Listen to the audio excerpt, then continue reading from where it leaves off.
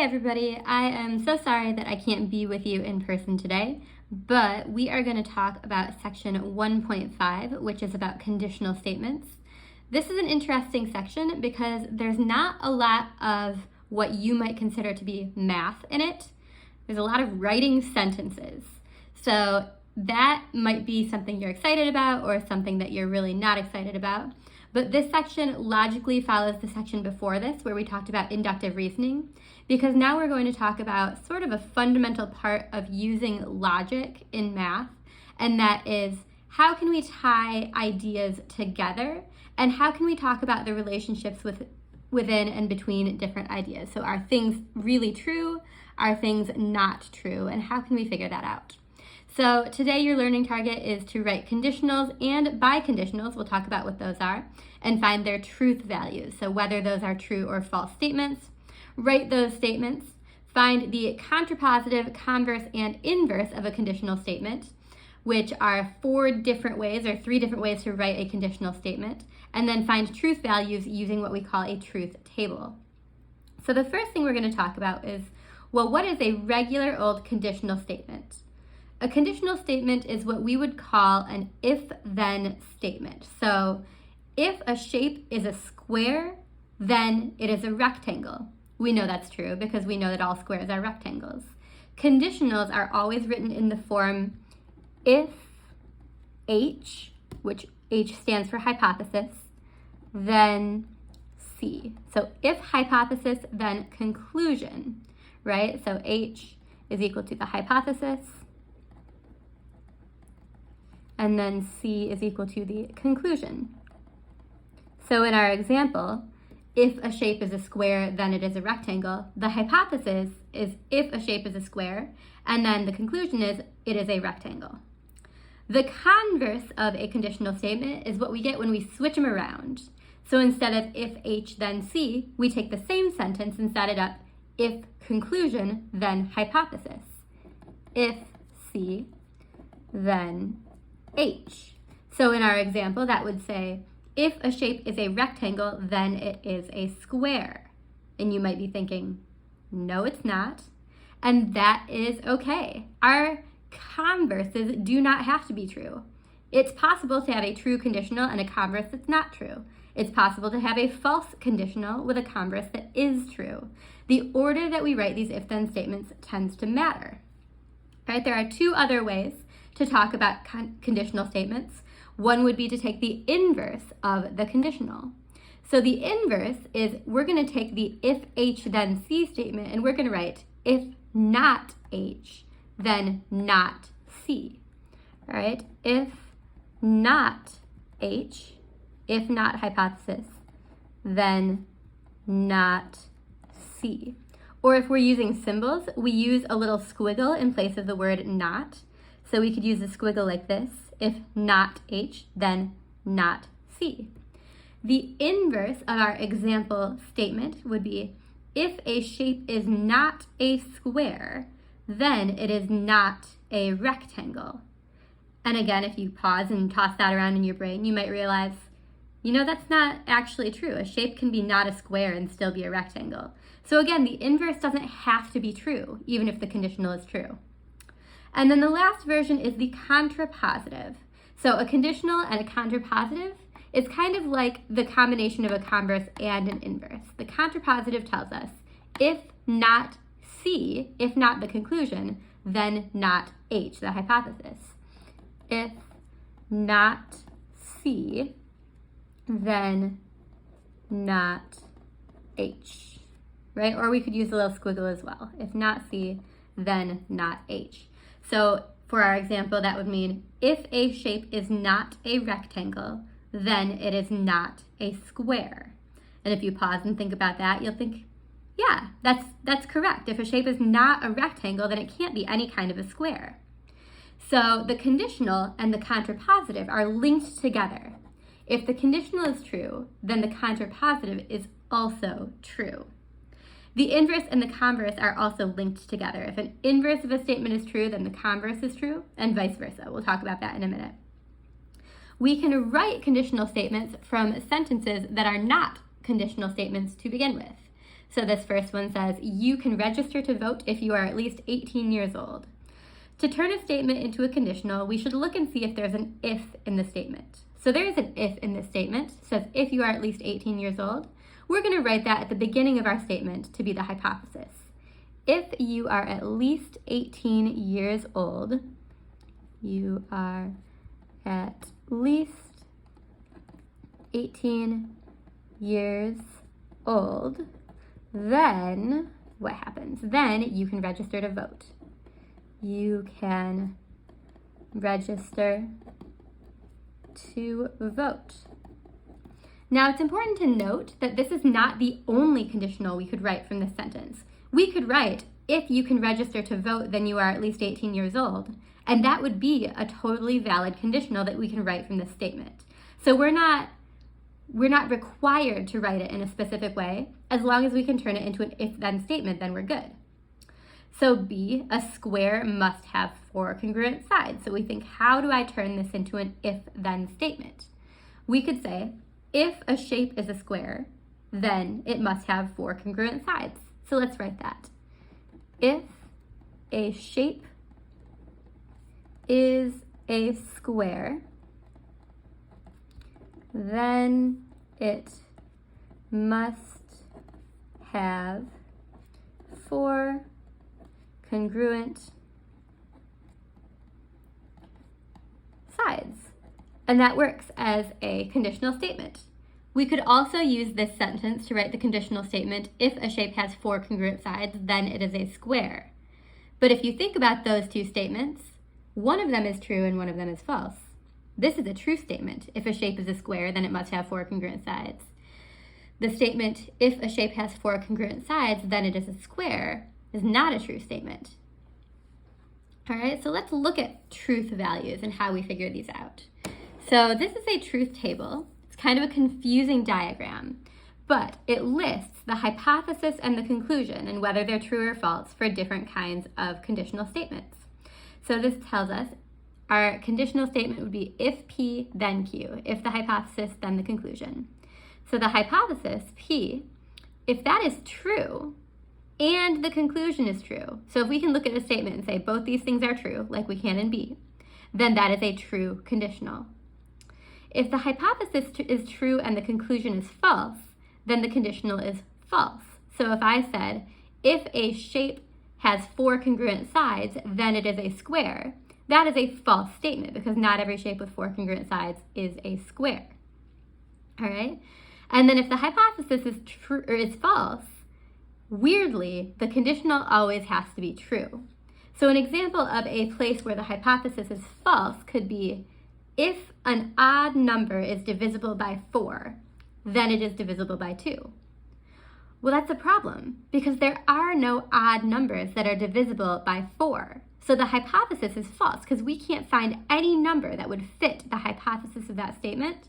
So no matter what happened after that, we couldn't use the sentence, if an odd number is divisible by 4, then it is divisible by 2, to figure out whether a number is divisible by 2. We couldn't fulfill the hypothesis. It doesn't matter whether the conclusion is true or false. So in that case, we just call the conditional true, which is kind of interesting. So let's look at some truth values for conditionals here. I'll try and put both of these up at the same time if I can. Let's see. I'm going to move all the stuff on my table here.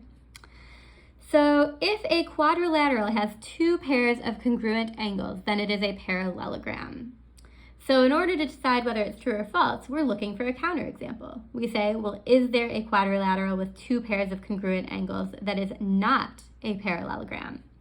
And in this case, there actually is a quadrilateral with 2 pairs of congruent angles that's not a parallelogram. And that would be a trapezoid in this pattern, right? A trapezoid like this has angles that are the same down here, and it has angles that are the same up here. So it has 2 pairs of congruent angles, but it's not a parallelogram. So what that tells us is that this conditional statement has a true hypothesis. There are quadrilaterals with 2 pairs of congruent angles, but a false conclusion. Not every one is a parallelogram. So if we look at our truth table, if the hypothesis is true and the conclusion is false, then the conditional is false. So this particular conditional is false. The next one says, if a quadrilateral has a right angle, then it is a rectangle. So again, we think about the hypothesis. It's definitely true that quadrilaterals can have right angles, so that is a true hypothesis. But then we think about, is every quadrilateral with a right angle a rectangle? And in this case, if we think hard enough, we could find out that no, there are some quadrilaterals, like this kite that I'm about to draw, that can have a right angle. Let's pretend that's a right angle, but they're not rectangles. So in this case, there are counterexamples, which means that this has a false conclusion because not every quadrilateral with a right angle is a rectangle. So again, this is a false statement. And then finally, if X is the midpoint of segment AB, then it lies on AB. So we could think, all right, it's true that a point could be the midpoint of AB, so that's got a true hypothesis. And then if X is the midpoint of AB, does it lie on the segment AB? Well, I can't think of a time when the midpoint of a segment would not be on the segment, right? All the midpoints are going to be on the segment. So that is a true conclusion. So if we go true hypothesis to true conclusion, our conditional is true. We're going to deal mostly with true conditionals. Less often we'll have false conditionals. We'll do more true conditionals in this chapter. So let's also practice writing some other kinds of conditionals, the converses, inverses, and contrapositives of these statements. So we have a conditional statement. It says write the converse, inverse, and contrapositive and determine their truth values. So if a polygon is a quadrilateral, then it has 4 sides. First of all, we ask ourselves, is that a true statement, that conditional? Well, polygons can be quadrilaterals, and quadrilaterals have 4 sides, so that's a true statement. The converse is when we switch the hypothesis and the conclusion. So we write it backwards. We write, if a polygon has 4 sides, then it is a quadrilateral. So if a polygon has 4 sides, then it is a quadrilateral. And we ask ourselves, well, what's the truth value of that statement? That statement is true. Polygons that have 4 sides are quadrilaterals. All right, and you could argue, probably, you could say, well, what if it says like a polygon with 5 sides? Because that has 4 sides plus 1 more. Then it wouldn't be a quadrilateral. So if you interpreted this differently, you might have a different answer. But if we're just going by what's written, the polygon has 4 sides, then it is a quadrilateral, then that is a true statement. The inverse of the conditional statement means we're going to come back up to the conditional. And instead of writing if H, then C, we're going to write if not H, then not C. So if a polygon is not a quadrilateral, then it does not have 4 sides. And we think about whether that's a true statement. So if a polygon is not a quadrilateral, it could be a triangle, it could be a pentagon, it could be a hexagon. It says then it does not have 4 sides. That's true. Triangles, pentagons, hexagons don't have 4 sides. So that's also a true statement. Remember how we said the converse and the inverse were tied together? So if the converse is true, the inverse is automatically true.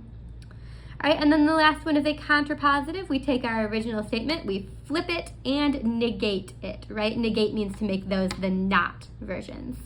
So we start with if a polygon does not have 4 sides. If a polygon does not have 4 sides, then it is not a quadrilateral. And of course, when we add in all the extra nots, sometimes it can be hard to think about. So that's when we remember our rule about if a conditional is a true statement, then the contrapositive is also a true statement. And we can think our way through it as well. If a polygon does not have 4 sides, so that'd be like, a triangle or a pentagon or a hexagon, then it is not a quadrilateral. All right, shapes that have 3 sides, 5 sides, and 6 sides are not a quadrilateral, so that is a true statement.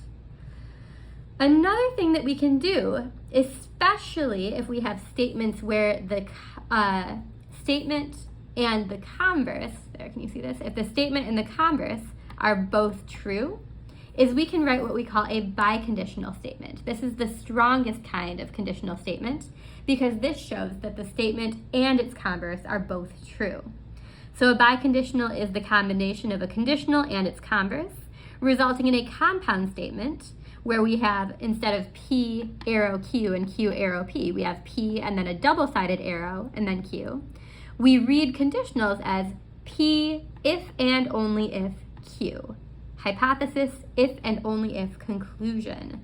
So up above here, since our statement and our converse were true, we could write a polygon is a quadrilateral if and only if it has 4 sides. That would be the biconditional version. All right. So when P and Q have the same truth value, the conditional or the biconditional is true. When they have opposite truth values, it is false.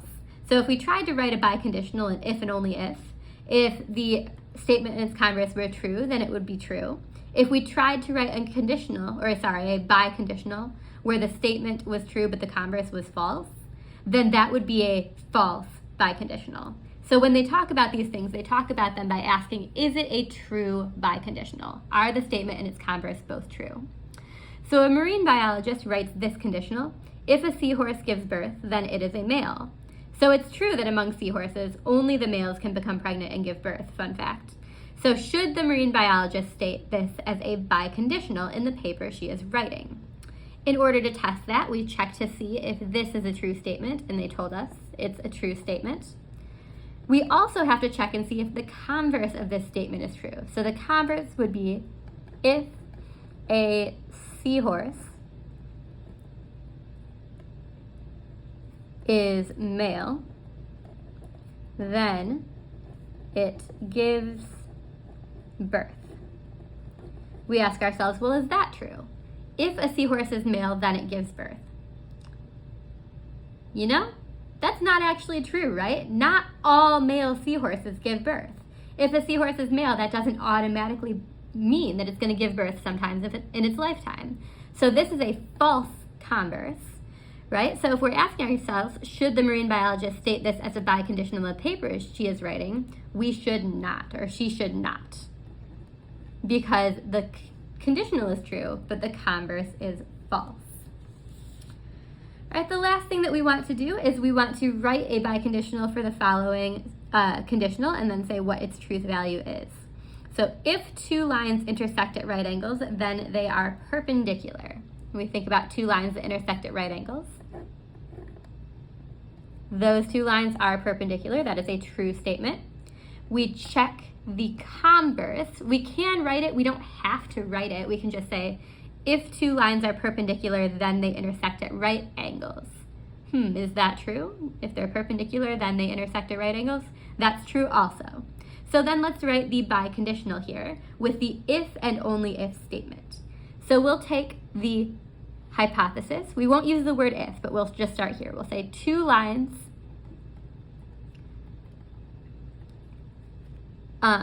intersect at right angles.